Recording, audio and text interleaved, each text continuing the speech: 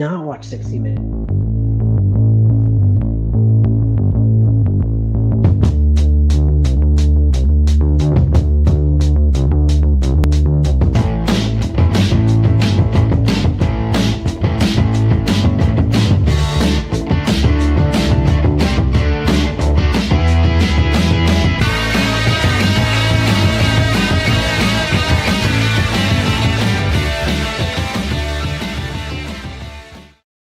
We're all over the place. I forgot to tag myself in the tweet. Like, but we're live on a Sunday night.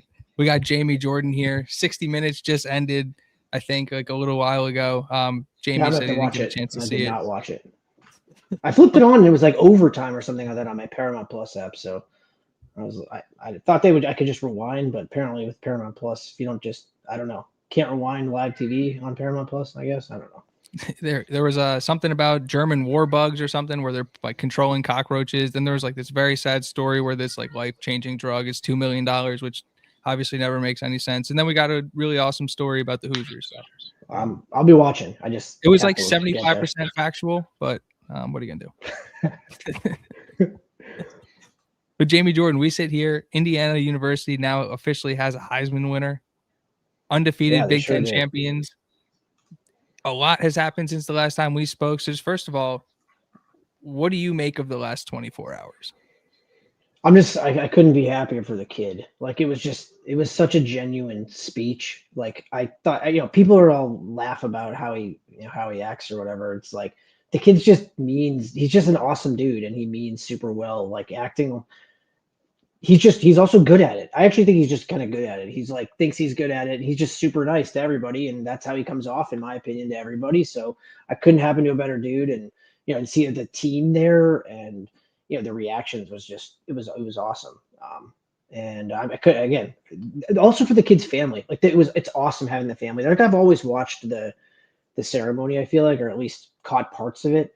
But having it be one of the, I mean, like I tweeted this out, like you can win a Heisman at IU. Like I just can't believe, that's possible because as long as I've been a fan, which is like when I was a student in the early 2000s, and like even before that, like Randall L, like he finished, I think, like I don't even know if he like sixth or something, and then or no, Anthony Thompson finished sixth. Like it's just been super hard at a school like IU to win, and I mean, look where we're at now, man. I mean, 13-0, you got the best player on the best team. That's why he won it. I Forget couldn't the agree stats. more. 100% deserved. And I want to get into a lot of the things you said there and like, especially the teammates being there and those guys all flying out there and taking the trophy to Times Square in that moment and watching those guys, freak out and celebrate in the press room as the announcements being made. But to your point of like, one of the prevailing narratives coming out today from the grifters was like, we'll see how this kid can fit into an NFL locker room. And I don't know if anybody watched Bo Nix's post-game speech, but he called their team the overdogs. Like you don't like it's misguided hate and it's silly. And to your point, like it couldn't have happened to a better human being. Like he literally is like, call him corny, call him whatever you want. Like you can see it in the way he acts. Like he's trying to do the right thing at all times. He genuinely cares about people. He genuinely cares about the relationships he forms. And he's a really, really impressive individual. And like his speech was that way. Every time he speaks into a microphone, it's that way. You see it in the way like Alberto spoke about him. We learned more about his family. I didn't know his youngest brother was named Max. We learned that and like speaking, like being bilingual and what it means to be the first Cuban American to win. I mean, how about that though? There were two. I mean, I'm sorry to cut you off, but there were two Hispanic quarterbacks that were the top, or two Hispanic players that were the top two players. I mean, that's. I mean, talk about breaking glass ceilings. I mean, I don't think there's ever been even one. I mean, I don't know. I didn't really look it up, but like Plunkett, right? Oh, that could be also. Yes, that could be. But I'm just saying, like, that's a huge deal, man. Like, that's a huge deal. So, yeah. No, 100%. Sorry, I cut you right off there, but I just had to add that because that's just awesome for them.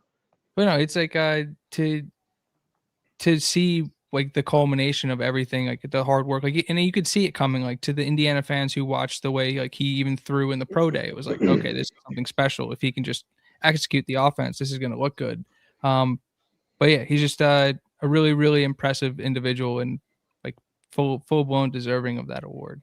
I didn't realize, obviously, because Indiana isn't, we're not in these things all the time. Like I didn't realize it was that out of the ordinary for the teammates to show up. What were like Yeah, when I that didn't know started that to come either. out? Again, I feel like for me, like again, I watch it, but usually it's like I'm watching something else, or I don't know. I feel like even when I was younger, it wasn't something that I was like super. I've been watching college basketball or something. Like it would just be on in the background, but I wasn't like because no team that I wanted ever rooted for. I mean, I grew up being a BC fan, and they had Matt Ryan, which was awesome, but like there's other people like other team like I don't think Matt Ryan didn't win it. But my point is more that like the teams that I grew up around, they didn't like have anyone that was even so it was like a not even a big deal like that someone won it, and then you're like when you're watching the whole season go forward and it's like this thing is building and you're watching it happen and it's like just amazing. Just super happy for him and for the team. It's a team thing. Like he kept saying that too. That was also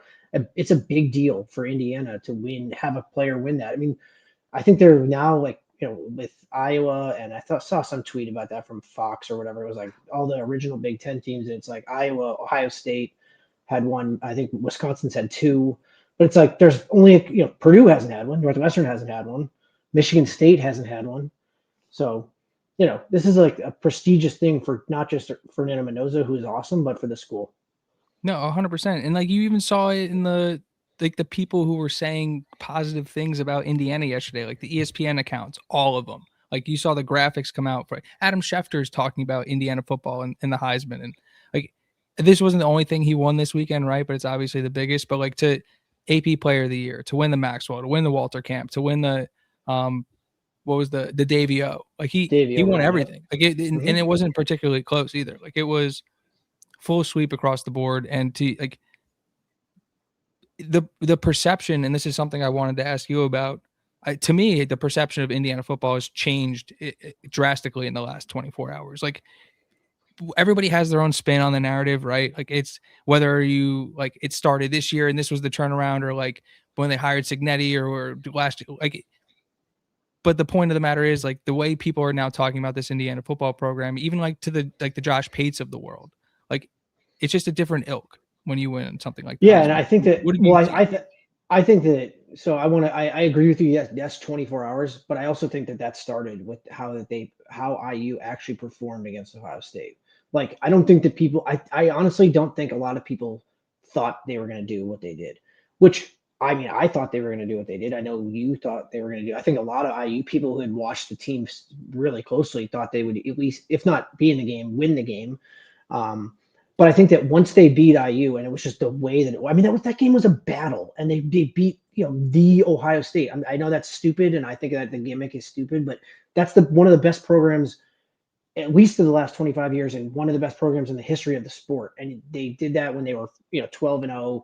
It was a huge test, and they came out. Now they're the only team. Just like so. I think people are like, wow, this team actually, they have the juice.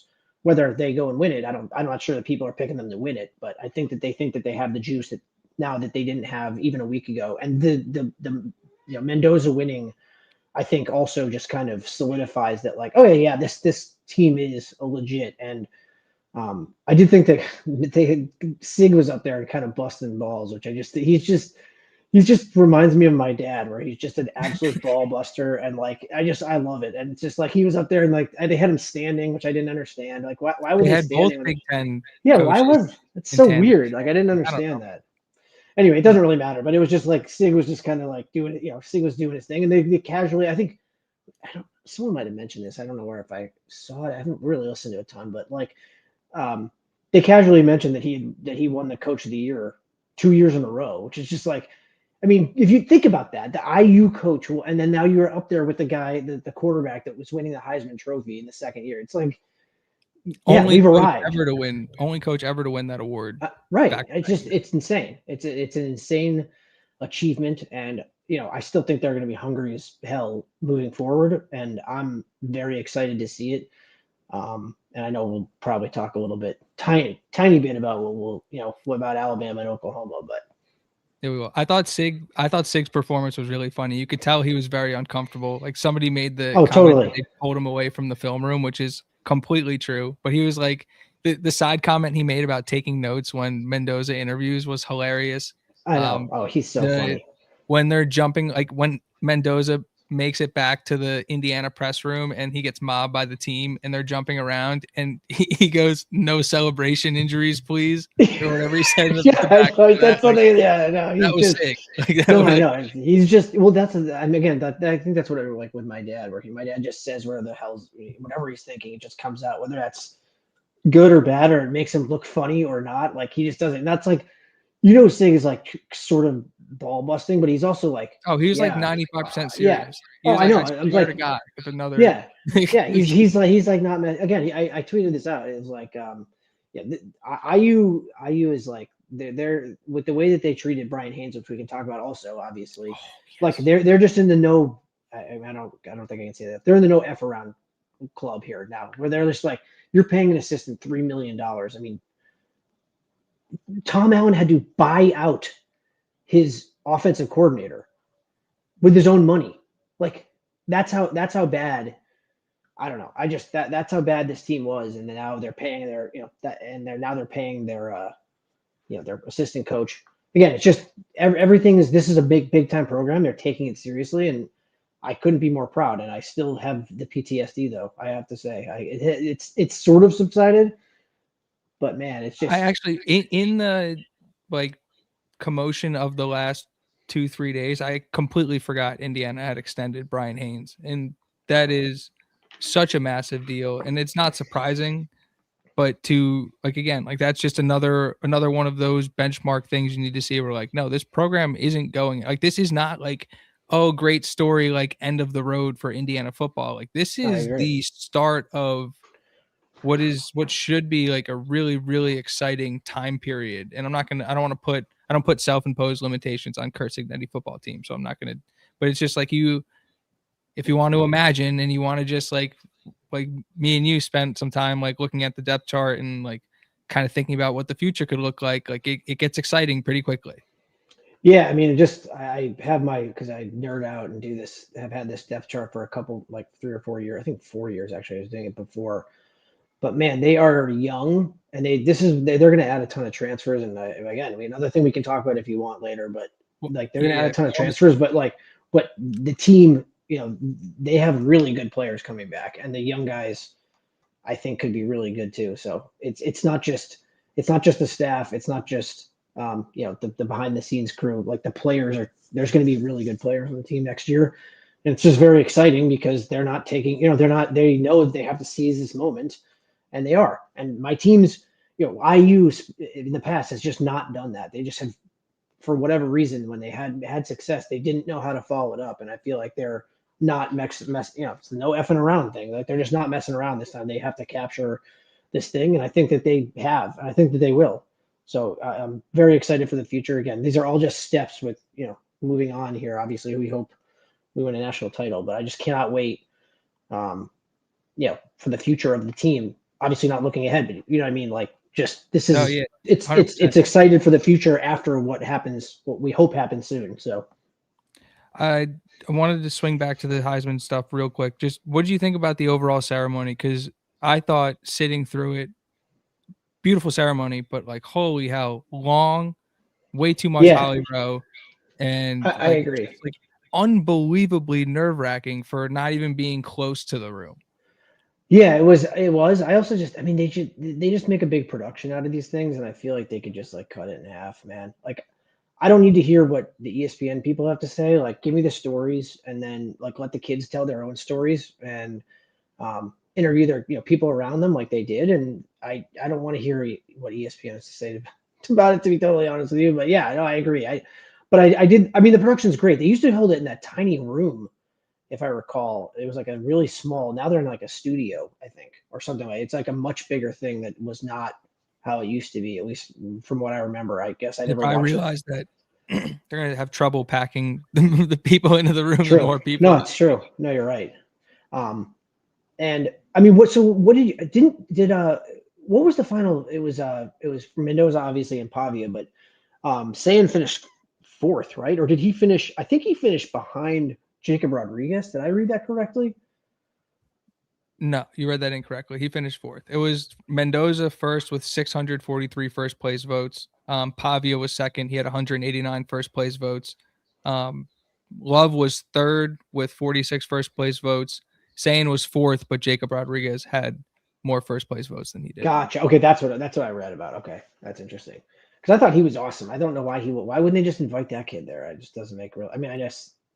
Yeah, I guess I it, don't I mean know. it goes based off the vote. I don't know. I didn't have a problem with the finalists. You know what I mean? It's like you have the best Notre Dame running back of all time. You have the most accurate passer in Yeah. in FBS history. Yeah. You have somebody who made Vanderbilt a 10-win program, and then you have Fernando Mendoza who led an undefeated Hoosiers team to. No, I'm totally with you. You know, I'm it's totally like with you. I just was kind of thinking about it out loud more than I anything also else. think it probably hurt Jacob Rodriguez's case that a defensive player or half a defensive player won the award last year. Like Travis Hunter played receiver too, so it's like you can't just be like, yeah, defensive player won it last year, but somebody from the defensive side of the ball won the award last year, so probably hurt him as well.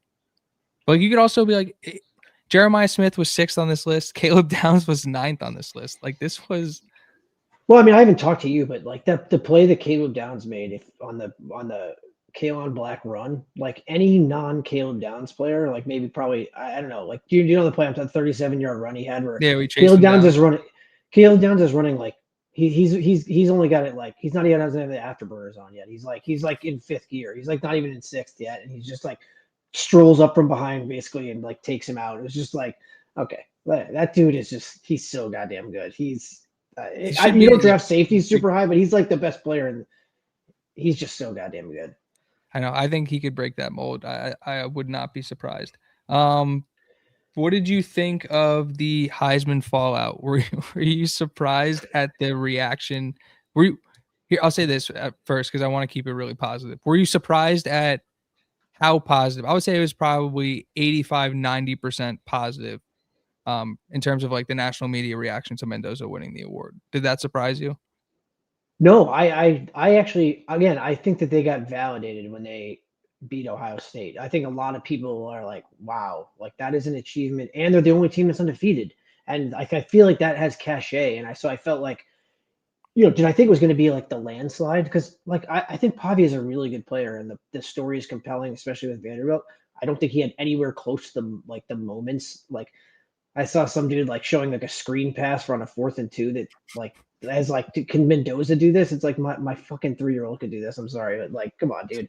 So anyway, it's just like I don't know. It just he's a really good player, so it could have gone either way. I'm just saying that like Mendoza was the clear head and shoulders best one of them all, in my opinion. I could be a little bit biased there, I guess, but I just was happy the way that it turned out, especially for obviously Fernando, but like it was a good ceremony. Like the kids had great stories.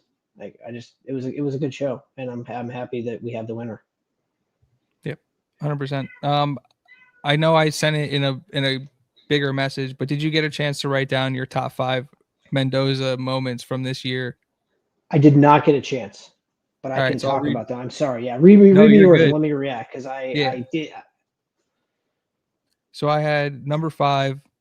I had the Mendoza to Surratt to cap the Michigan State day. Just an absolute Sunday throw. Oh, yeah. Just like pure destruction. People didn't want to give that game the credit it deserved because Michigan State played better than people thought they were, but like Mendoza was phenomenal in that game. And that pass in particular was like I hate giving these people like any thought or whatever, but the Buckeye stats dude who was like Mendoza has a that guy's one of the biggest clowns. He was killing me all week. I was like, come on, like he couldn't pick something like at least more believable. Like watch the guy throw the ball, and the fact that they beat Ohio State by throwing the ball over the top of that defense multiple times. I know it was very that guy's just he was the worst, man. Because then like if you replied to him, he like replied over and over, over and over again. So it's just like Jesus, bro.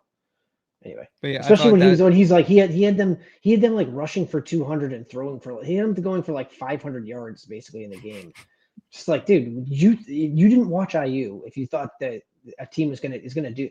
I don't think that any team in college football there's gonna like absolutely lambaste IU's defense. I just simply do not see that happening at all. Even with the loss of Stephen Daly, I just don't see it happening.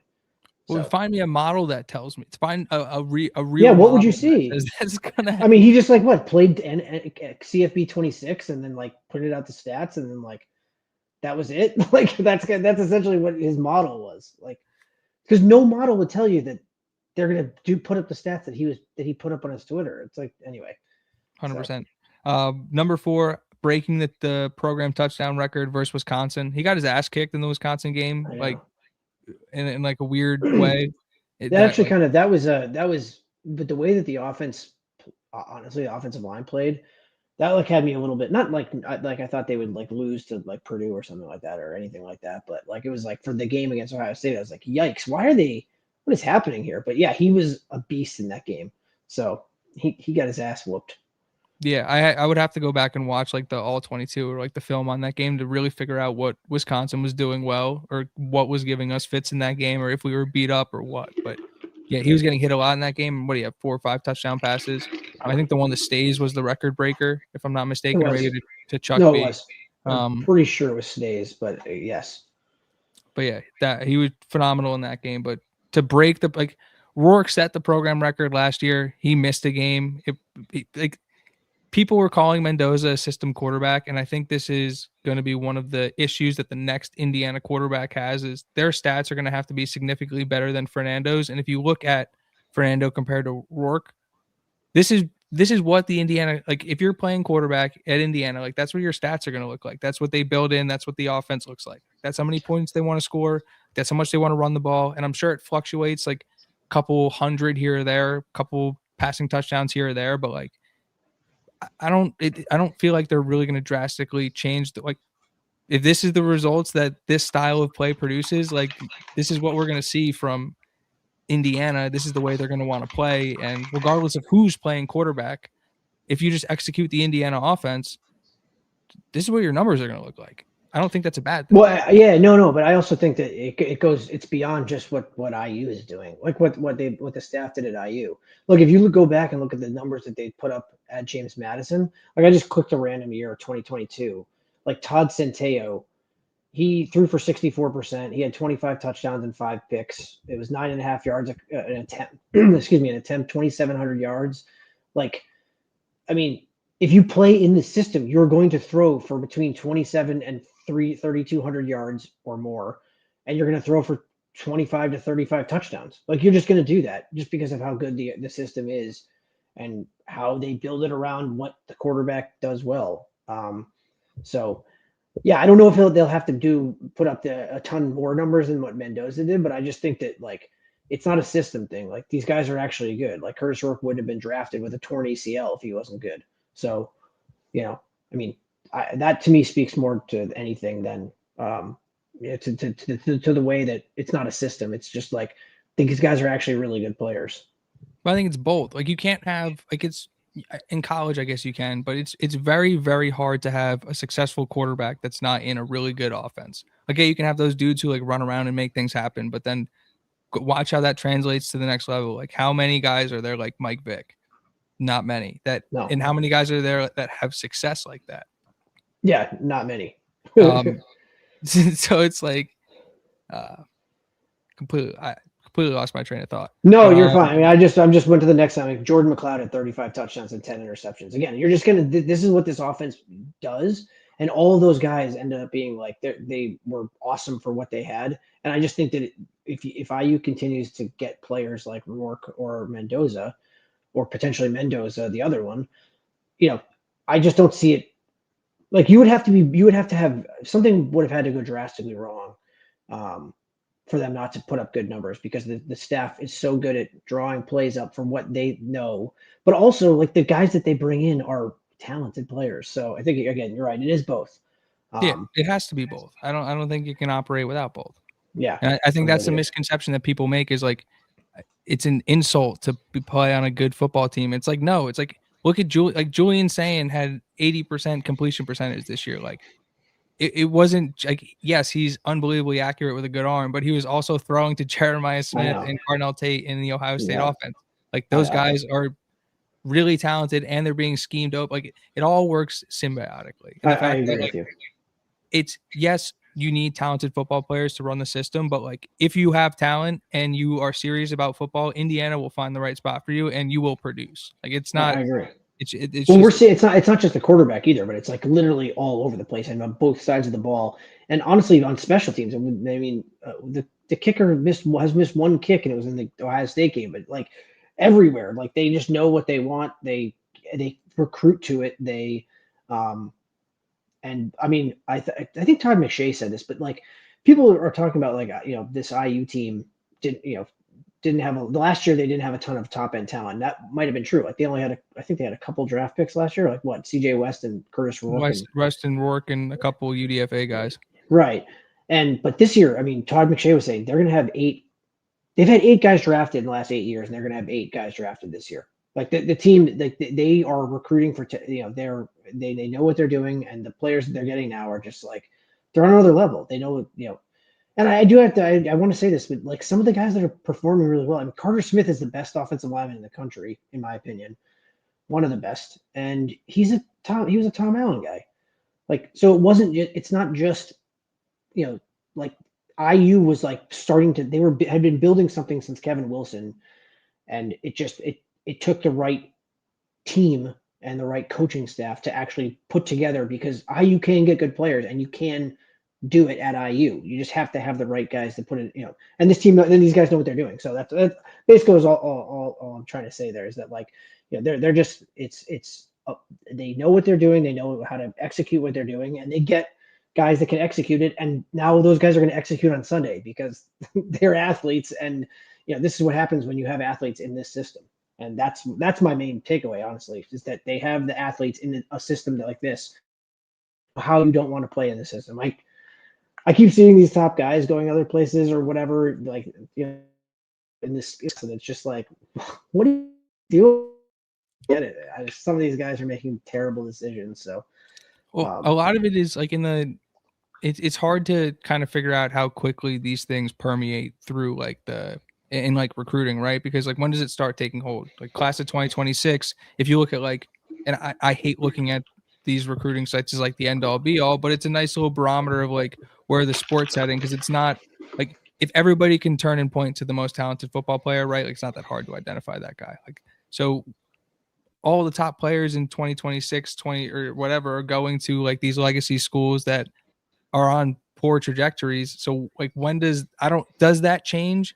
Is that something where that's like more of Kurt Signetti and co recruiting philosophy, where like, we just want guys who want to be here and want to work, and that's more so by choice? We're not pushing into the upper echelon of this, but I don't know. I think I'll be interested to see how that changes, because like the blue chip ratio argument, in my opinion, is stupid, especially because of the way the transfer portal has opened up college football and the way you can develop. But like, it's not rocket science. Team with the best players typically wins. And so, yeah, no, I agree. I think that, so, I mean, one of the things about like, I think that what we're going to see is like, some dude on the Peaks website had put this up there that was like, essentially like each year they've been building like this. We have like one data point in with the quarterback that was like a high, very high, like an 89 3-star or whatever.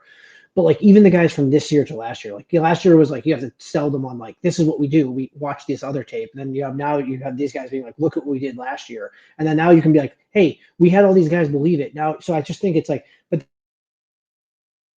beliefs, and I think that's what.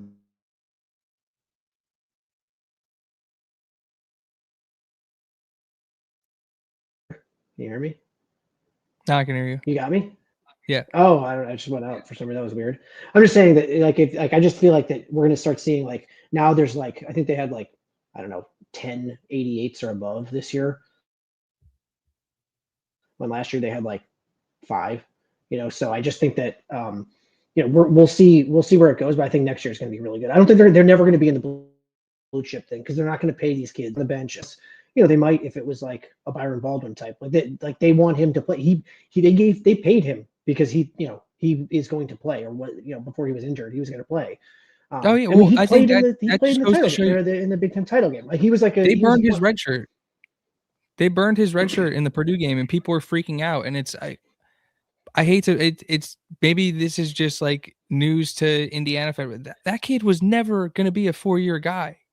Totally. He's that dude is so good at football. Like that St. Francis team is like the number 2 team in the country or something stupid for their class or whatever. They just played on ESPN in a high school national championship this year. He was starting on that team last year. Oh, I know. He's so good. That dude is a dog. Like I know. He's gonna play football. Like a couple of those kids in the class of 2025 are dogs. Like those kids. Well, I mean, Garrett. I mean, they burned Garrett Reese and Jalen Bell's red shirts as well.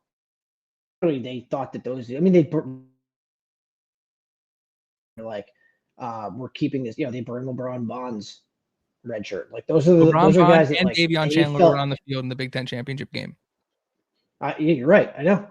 And they did that for a reason though. Like they want you guys are the next. You're the next guys.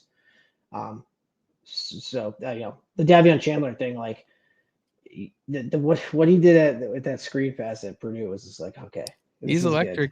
Yeah, he is electric. All the Lawrence North package that we were running out there towards the end of the year was, it was hitting me in the feels. Like I got to be honest. One of the guys who was not Oh, go ahead.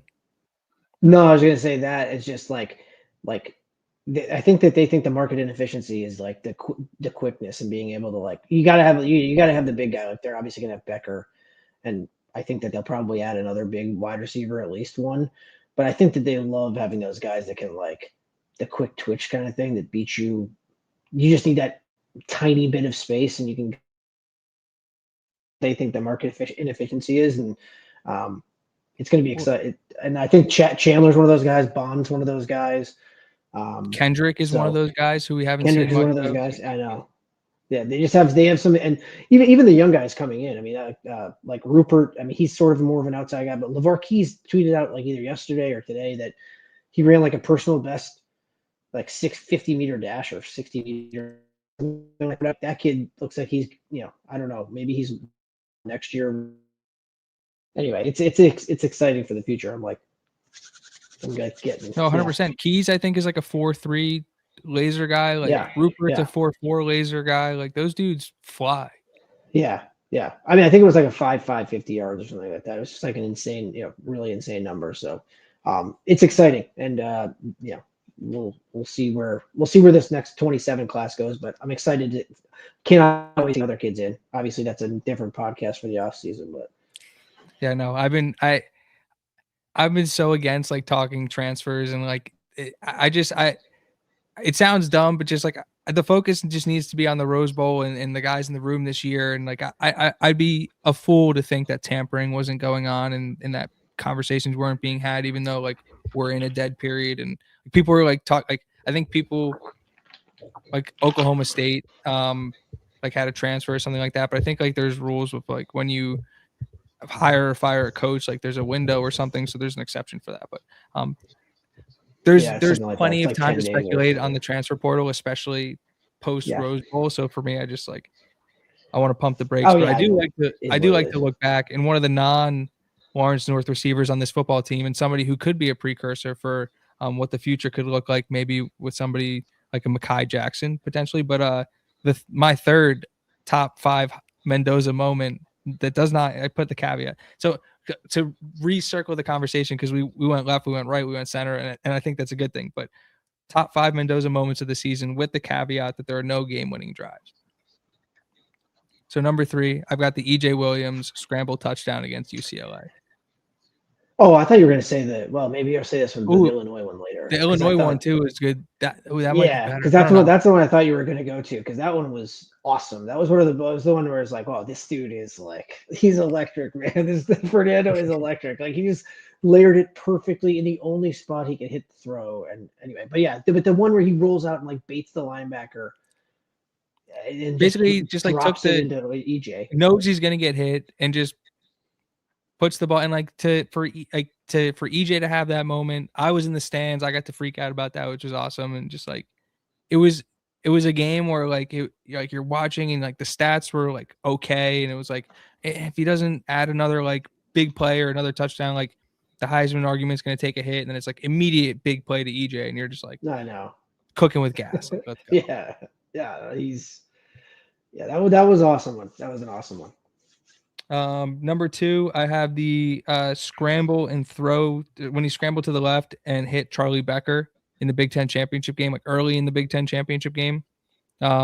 I just thought that play was so impressive. One of the biggest criticisms you see people who don't watch Fernando is like, oh, he's not mobile enough. Like he has no escapability. It's like, just tell me you've never watched the kid play before. Like he was. Oh, I totally agree. I think that people say that he can't scramble or they haven't watched because like he might not have like that like put his foot in the ground and like go make a guy miss. No, he's not like, Lamar Jackson, you know. Right. But yeah, exactly. But like as soon as he puts his foot in the ground and like he can run, like he's athletic enough to like it's not it's I don't know if he's Drake May, but I feel like that's the skill set where it's like he's looking to run and he has no issues taking hits when he runs. So it's like sometimes it's like just get down, like he's taking these hits. It's like just slide, get down. But yeah.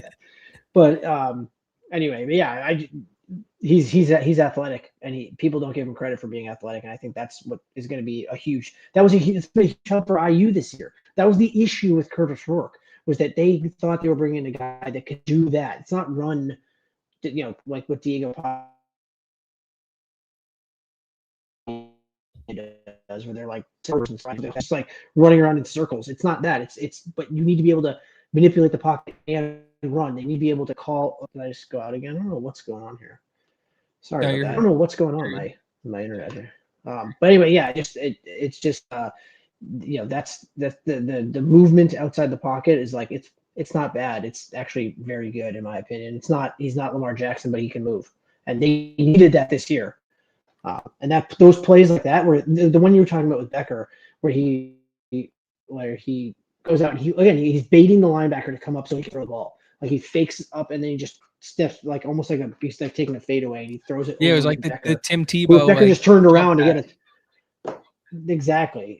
With Becker, if he just caught it and realized that he wasn't going to get drilled, like he kind of just like fell backwards or whatever. If he didn't realize, he could have just turned around and ran upfield. But anyway, but yeah, brilliant play and huge spot because they had to get it. They got the first down and they got wrecked. I think that was that the same drive or is that the same drive? It's just to move them out back here. I don't know what's same drive as what internet here. Well, it seems like it's fine on my end, so I don't know. It's probably no. I don't know. My internet's being weird. I don't really know. Oh, okay. Yeah, that might be what it is because my internet seems to be. I never really have issues. So, but yeah. Anyway, it's definitely my internet. Very. Okay. You're all good. Anyway, so yeah, the play, like he just Becker, like I thought Becker could have turned upfield and but he was like waiting to get blasted from behind. He didn't get blasted; he just fell down. But it was a great play, terrific play. What's your next one? And then number 1, to me, the moment that just like personified what this dude is as a football player, and I'm gonna get shit for this, I know it, because people are like, whatever. When he gets absolutely rocked at the beginning of the Big Ten championship game, and he's laying face down on the turf, and every single person in the Indiana fan base is like, I can't fucking believe this is happening. Like, this is our worst fear. This is like, we make it here, and it's just like heart ripped out immediately. And then he jogs back onto the field, and the building explodes. Like that to me, that was like, whatever you got. Like we're like it's like that's the guy I need leading my football team. Like I want to watch that guy for the next 15 years. Like it's just like. Oh, I totally agree. I think I tweeted like 15's back on the field because that's what Klatz said. But it was like, yeah, dude, like that was like a Heisman moment. Him coming back on the goddamn field after getting just plastered. And like I got a ton of crap from the OSU fans. Like I didn't think it was a dirty hit. I thought it was like a hit that should have warranted a flag because they call flat. They protect the quarterbacks a lot, loud. I just felt like it's like he had already thrown it and he was in the air. He just like puts his shoulder right into his chest. Is Caden Curry a dirty player, or does he play? Yeah. Like, does he just not hear the whistle? Like, I don't know. Exactly. Like, there was a couple of different times where the whistle blows and everybody stops except 92 and fucking Scarlet, and he's driving somebody into the turf, and it's like, you're gonna call that a hard-nosed football player? I'm not gonna argue with you. But everybody else in the fucking field is stopped. No, I know, and you could tell like some of the IU guys were like when he was doing that stuff were just like what the, like, what are you doing, brother? Yeah. Why are you doing that? Anyway. Yeah.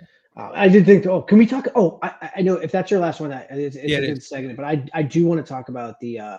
Can we talk about the offensive line in that game? Just because I Yeah. haven't talked to you about it, because I thought that it was very interesting that they essentially benched Bray Lynch and Zen, um, and they put in a Johnny, and he like finished the game. And Benson looked like he was like on a. I don't know what's going on with Benson. It's he just like, why didn't he start? I guess because he's not fully healthy, maybe. But then he came in and he was the one who was like, he had the chip on his shoulder, like driving people, after the whistle. It was like, yes, why? Where was this before? Because I felt like that in the second half they made these switches, and obviously that's when the offense kind of woke up. They had the touchdown, but they also were moving the ball. That they didn't score a bunch, obviously, in the second half, but they were moving the ball well, and it's because the moves they made. I don't think that it's like, Bray, you're done, or Zen.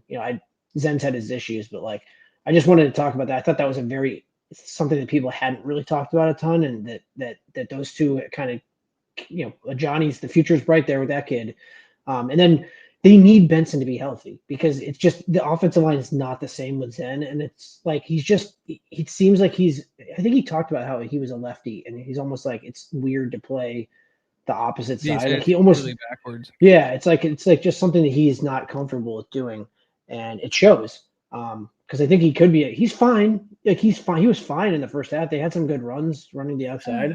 I don't know. I thought it was really interesting. I thought it was weird. I didn't understand why Zen started. If Benson's going to be available and he's going to play in the game, he gives But like he did the same thing at all Purdue. year. He gives you the best chance to win. So why wasn't he playing immediately? I'm not sure.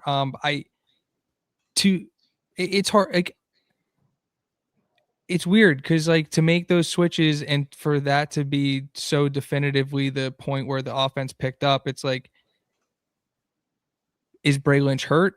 Like, I know. that's what, like, I'm not sure. I don't know. I thought it was weird. Like that was your offensive line the entire year. And you go away from it for the Ohio State game, and the right side of the line was getting destroyed in the first half. Like Caden Curry was destroying this football game. I And agree. maybe in my head I was like, okay, maybe Mikowski's had like some success in practice against Curry, and they were kind of playing that familiarity matchup there. But Curry was happy to be lining up across from Mikowski the entire game. So, and to your point, like he in the preseason likened it to switch hitting. Like it's an incredibly Oh difficult yeah, I'm thing sure to it's way do. different. But yeah, no, I thought it was noticeable that when Ajani and Benson came in, like the run game picked up, Fernando had more time to throw. It was a noticeable improvement, and I'm not sure if that's something that sticks going into the Rose Bowl, or if that's something where we see the offensive line we saw all year. But definitely something I'd want to keep an eye on. And a little surprised that wasn't a question asked of Yeah, Signetti, but I didn't really understand I mean, what. everybody's in pure jubilation, like they just won the Big Ten championship. Like nobody's really thinking of like Yeah. Hey man, why'd the you bench these two dudes? why, how come the starting offensive line wasn't the starting offensive line in this game? And then, Yeah, that was but what I didn't to your get, point, man. like Ajani coming in and playing the way he did, like he was somebody who I've been super high on since I watched the huddle. Like he was somebody who I thought going into the year was going to have an opportunity to push for the starting job. Like for him, an Indianapolis kid, to be in that moment and playing the way he did in that game, like nobody's going to talk about it. Like it's going to be one of those things that almost gets forgotten if you're not like a nut about these things. But yeah, that was a huge deal, not only for that game, but for the future of this program too. Like that kid's got 3 more years of eligibility. Yeah, I mean, I just pulled up his PFF page, and he was pass blocking according to PFF, in the Penn State game. But every other game that he's had has been above 71.5. And this is a redshirt freshman, basically getting his, you know, first real playing time.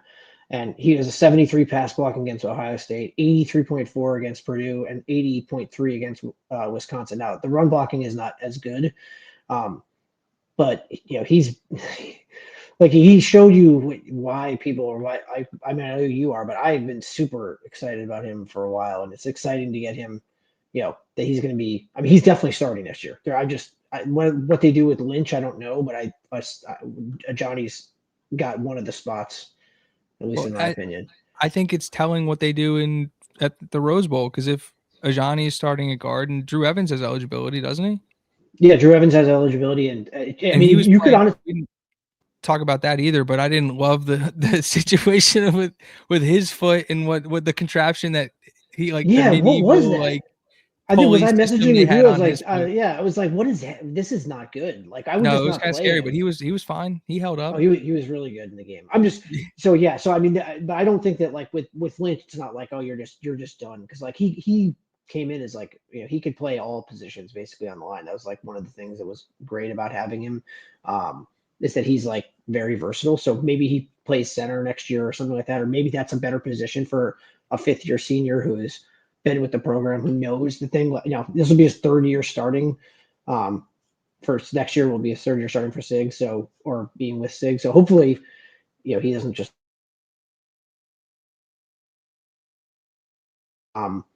it would be frustrating if he like, I just think that Johnny's gonna be too good not to. So we'll see what happens with I guess we'll see what happens on the other spots inside. Well, that's kind of we're gonna reach a point with this roster where the young guys on this team are just gonna they're gonna demand playing time just by being talented football players who are like hungry and want to be, like, you know what I mean? And that's a really good problem to have. But you need, like, it'll be interesting. And I don't want to talk really specifics, but I do kind of maybe get your opinion on big picture in the portal, because I don't think that this coaching staff enjoys having to replace all of their seniors every year. Like, you see the way these guys develop their relationships with their guys. Like, they want those guys in the room for 4 years, 3 years, like an extended period of time. And so I could see a situation where, I don't want to say they had a small high school class this year, because what was it, 22, 23? 22. But I do you see them maybe targeting more of like multi-year guys, or do you see it as like another year of like football for hire essentially, and we're just going to make it work because the system works? So I think that it's going to be hard to, I don't know, because I look at the roster and then I am like, wow, like this is a very good roster again already, even without like any additions to it. So it's like what happened, who there's always transfers out. So that's one of the things that could happen. But I also think that, like, they're going to want to bring guys in to fill a specific role. And then, you know, you're also, because there's no spring portal, guys are kind of stuck at the school that they go to. So we'll see what happens there, how that changes the narrative, how that changes like the dynamic of, like, you can't just like, IU had a couple guys, or a couple of them, like either last year where they came in for the spring and they just left. Like, they didn't even stay. So, I don't know. I think everyone wants to add multi-year guys out of the portal, but IU just doesn't have a ton of spots that are like, hey, here's like, we have this massive hole at this one spot. Like, yes, they might have one. They'll have one where Lewis Moore was, but like, if Farrell comes back, he's starting at the other position. And I think that Jaja Boyd and Garrett Reese, they think very highly of. So like, whoever is going to come in for that rover spot, like, you're not just walking into a starting 7, Well, because they have Jamari Sharp and Rylan Gandy. Like, you're and not just coming in to Baldwin, start at corner. Oh, Baldwin Baldwin. and Oh yeah, my God. Baldwin and Yes, Bell and right. like I mean, they have, so like, it's Zachary just so. Smith's floating around No, there you're too, right. and like No, you're right. they got some dudes who are going to be like pushing to play. I totally agree. So with that said, I do think that like tight end for sure they're going to be adding guys. Like, probably at least 2, or at least 1, and most likely 2, because I don't think that there's any with 2 redshirt freshmen and 3, true freshmen. So they're obviously adding there. I think they're definitely going to add, like, an older wide receiver, probably a bigger body wide receiver. Um, do they think Evan Lawrence is ready? Like, I don't know. So do they add a left tackle? Like, that could be a just don't see a ton of spots where they're adding. I mean, like I guess strong side defensive end, because they're Daly's gone obviously and but like Mark, you'll have Daniel and Duque. I think that one of my favorite guys out of the class from last year is Tristan Abram, who's like going to be a redshirt freshman. He didn't play at all this year, but like if you watch his like he's from St. Louis, and if you watch his huddle video, he's like completely unguardable, and it's like the most unbelievable. Michigan was trying to grab him right at the end. It's like I understand why, because they probably just watched the huddle highlights from like, oh my god, this guy cannot go to IU. Like, but anyway, I think that's the kind of a guy like we have no idea what he's been doing, in practice and stuff like that. So was I talking to you about this? But like, could we see guys?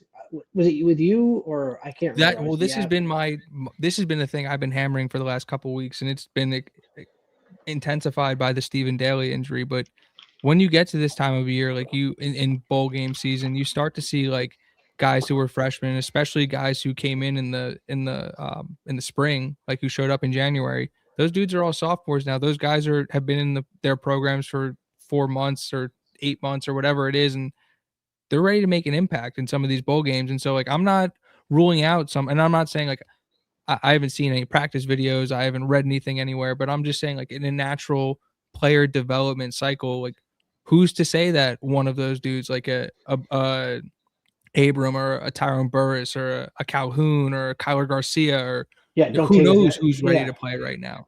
No, I totally agree. I'm with you. I know we could see that easily. I do think I'm very excited to see what Andrew DePape or DePepe. How do you even say their names? I honestly. I think it's DePape.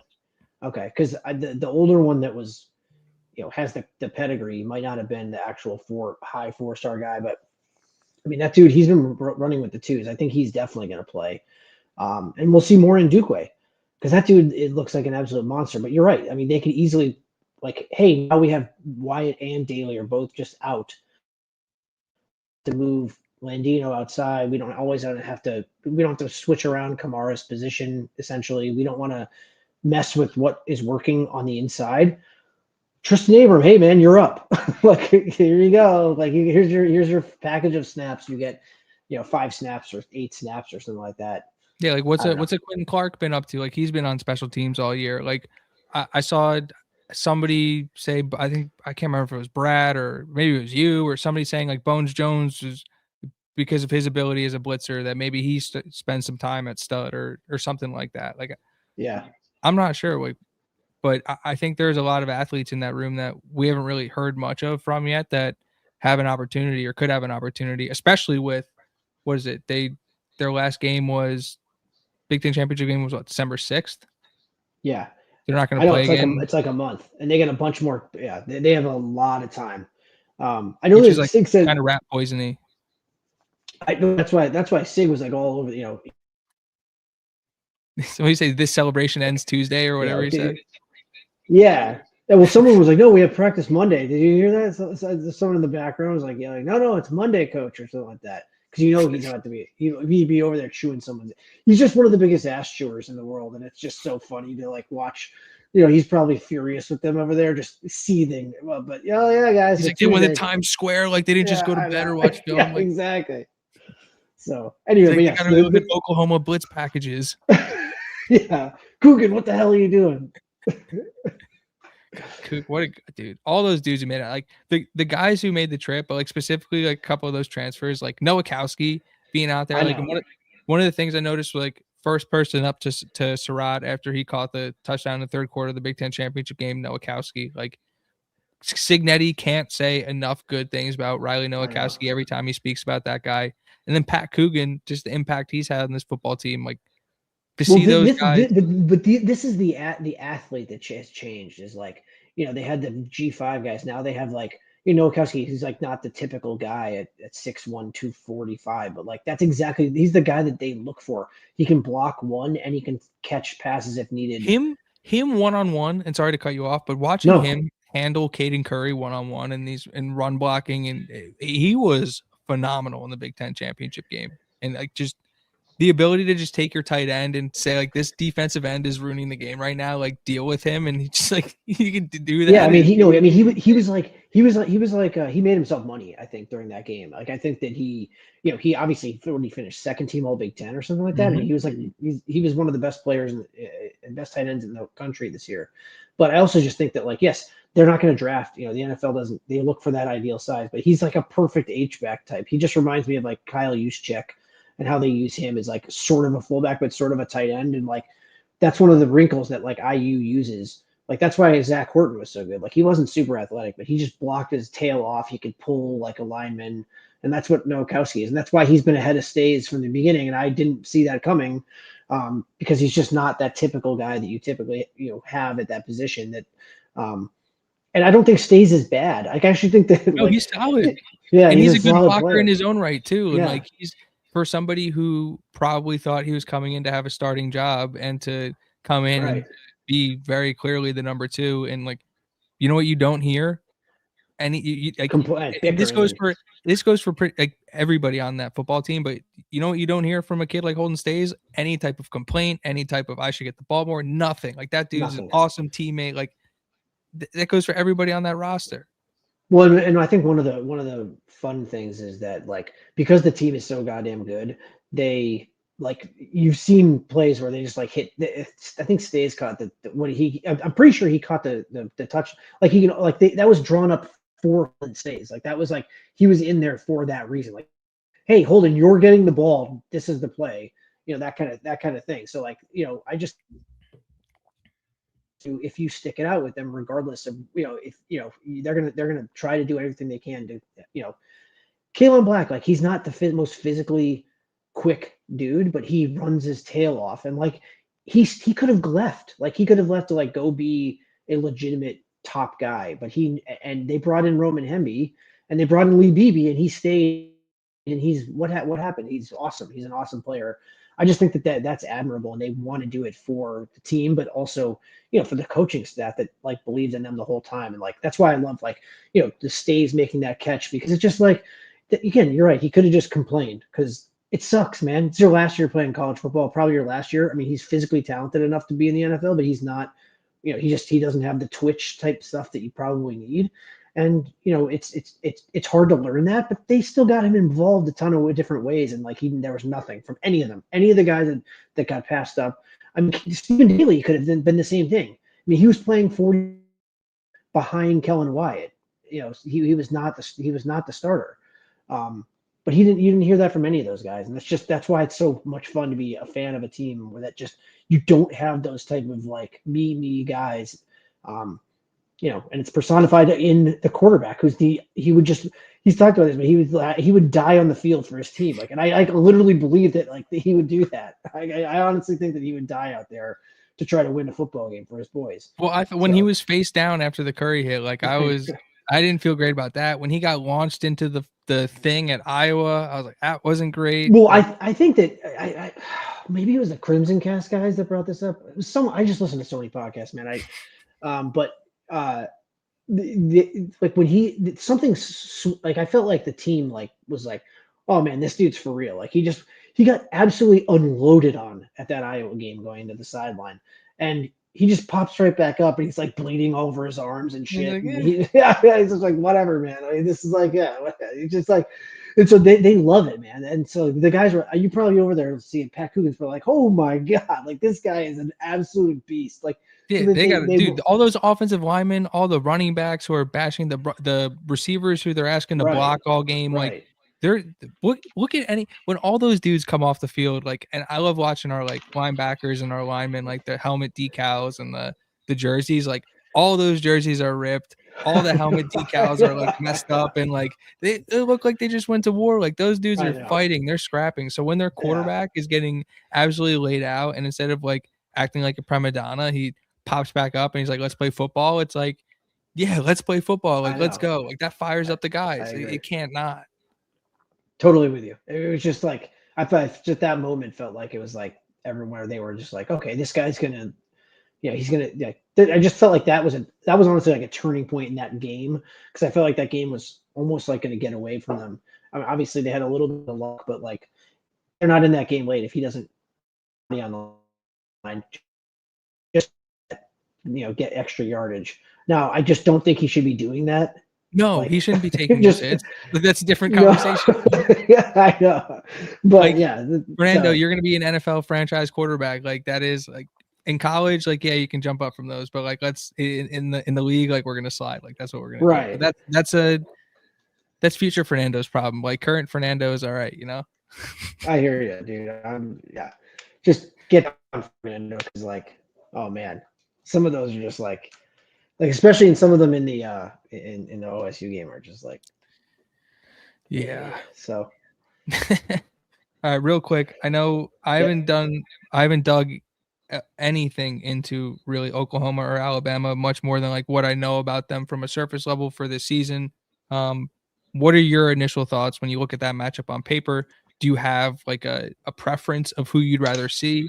I don't have a preference. Like one of the things that happens when you get to this stage is I think Oklahoma and Alabama both obviously have flaws, but I also think that they are really goddamn good football teams. So it's whether it's with Oklahoma's defense, but now John Mateer is he got an extra couple weeks. If they win, he could look like a different quarterback coming out this next game. Like we have no idea. Did he not have the Rourke finger injury? I felt like that was what his injury was.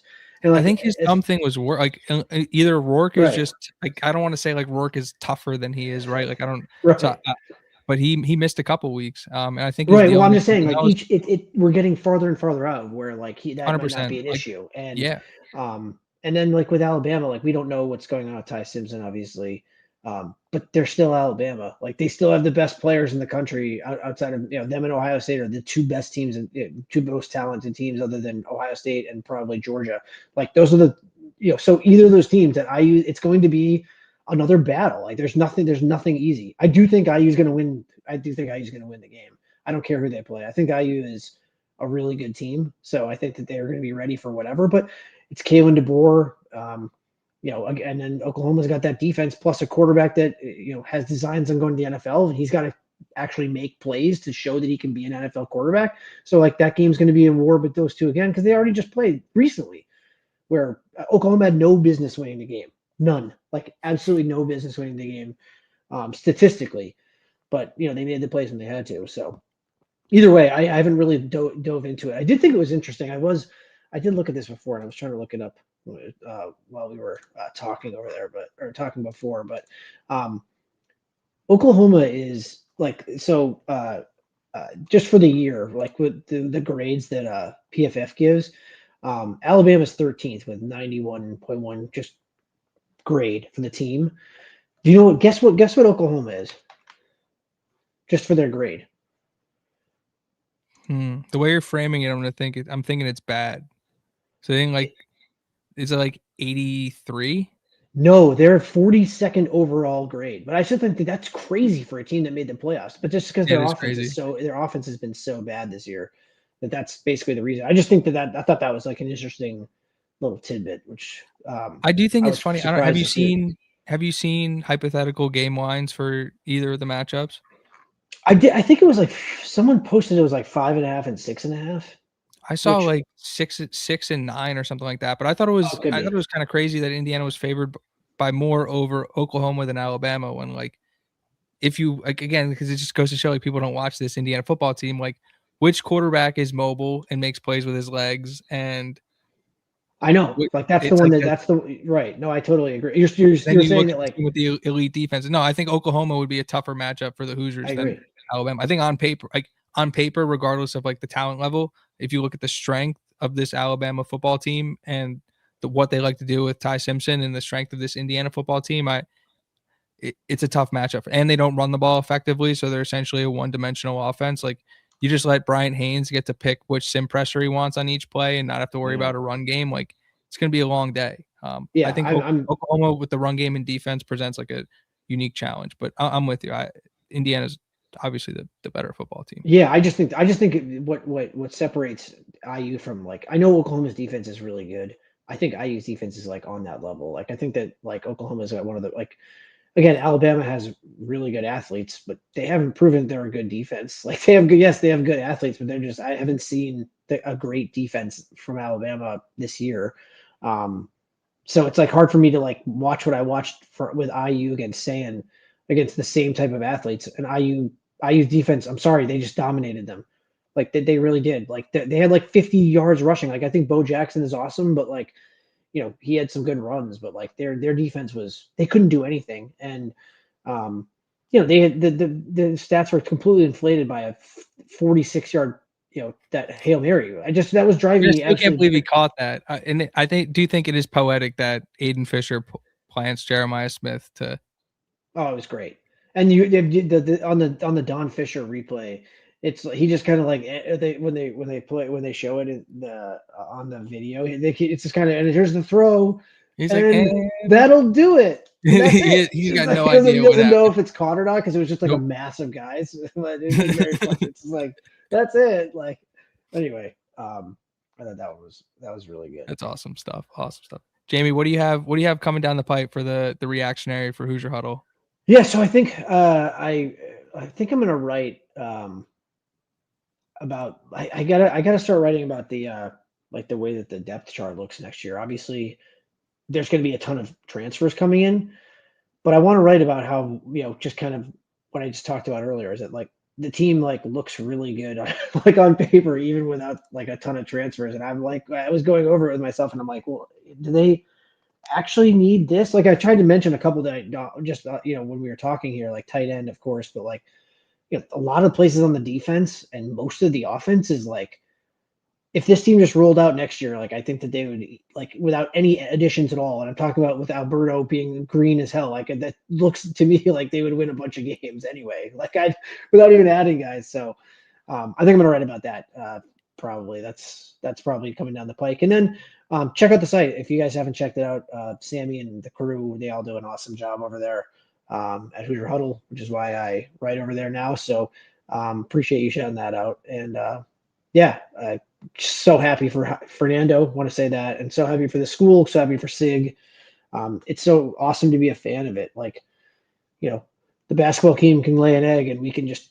It doesn't matter because I can't be What hurt. basketball team? Yeah, there you go. We're a football school, so like I can't be hurt by the basketball team right now. So, but yeah, I appreciate you having me on, and as always, it was a lot of fun.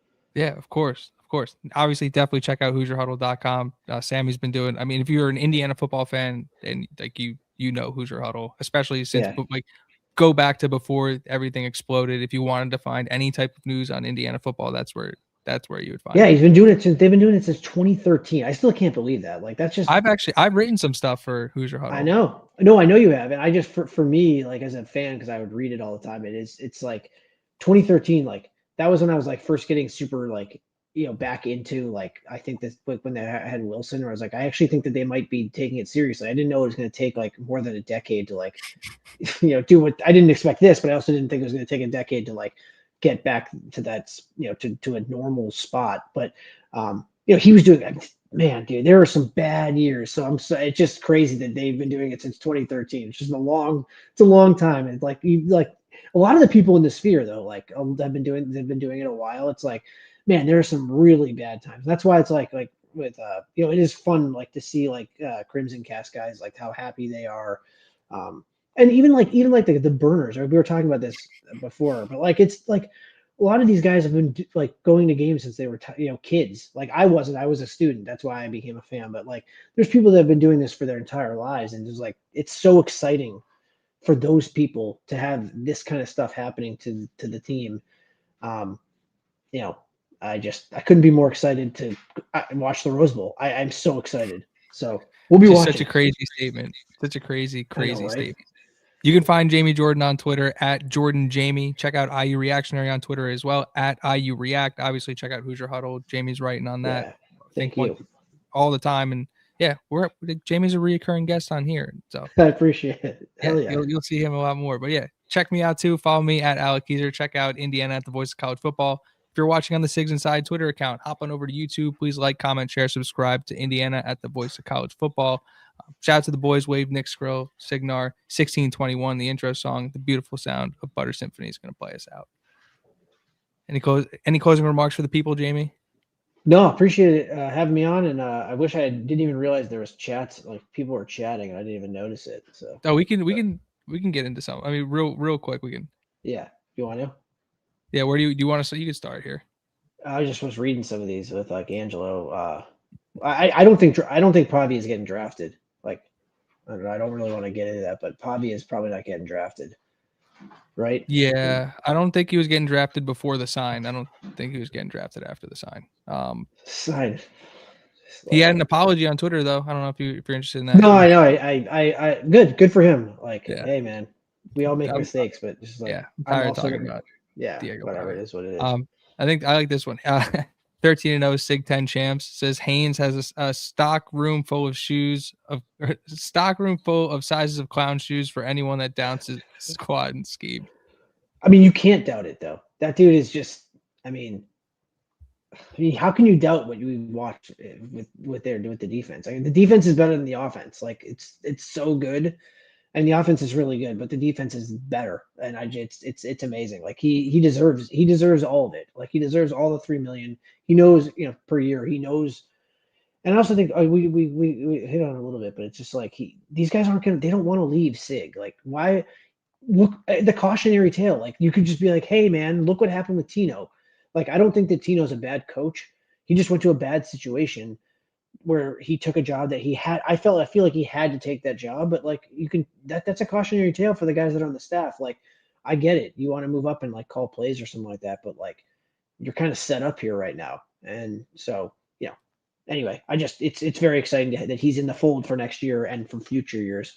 Because there's no G5 schools are coming close to that and that salary, and even like some like ACC schools are not paying any their coaches 3 million a year. So no, like look at what Toledo ended up paying, like or even like what New Mexico ended up extending Jason Eck for. Like it was like 1.5 right, and that's right. That's an awesome contract and like a shitload of money. But in terms of like that's half of what Brian Haynes is making. I know.